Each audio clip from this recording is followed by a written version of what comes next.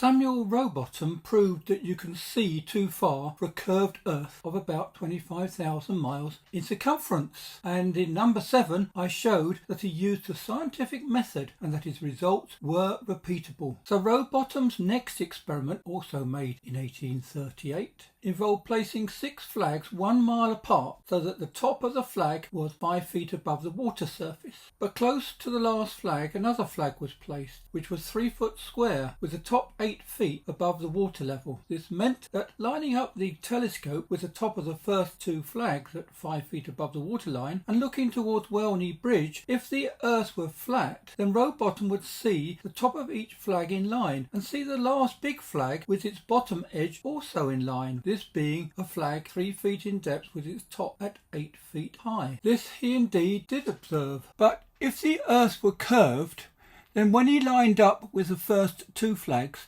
the third flag would have been 8 inches below the other 2. The fourth 2 feet 8 inches, the fifth 6 feet below, the sixth 10 feet 8 inches, and the seventh and last would be 16 feet 8 inches below the line of sight of the first 2 flags. And with regard to the larger flag at the very end, being 8 feet above the waterline instead of 5 feet, its lower edge would also have been 16 feet 8 inches below the line of sight at point B. So again, Rowbottom had proved that indeed the Earth was flat. Now many other experiments were carried out using different ways to measure, but each result clearly showed the Earth was flat. But hold on, wait a minute, roll forward to 1870.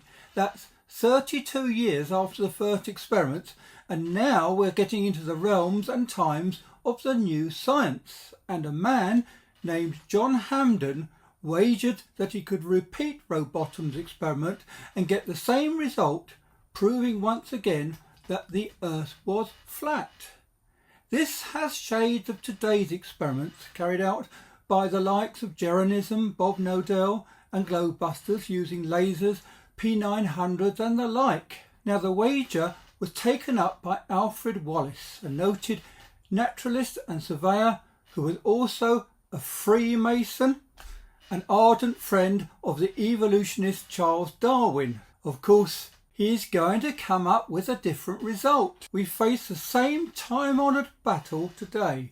And this is why I think this is so important. It is history repeating itself. Of course, Wallace won the bet. However, Hampden published a pamphlet alleging that Wallace had cheated. Surprise, surprise.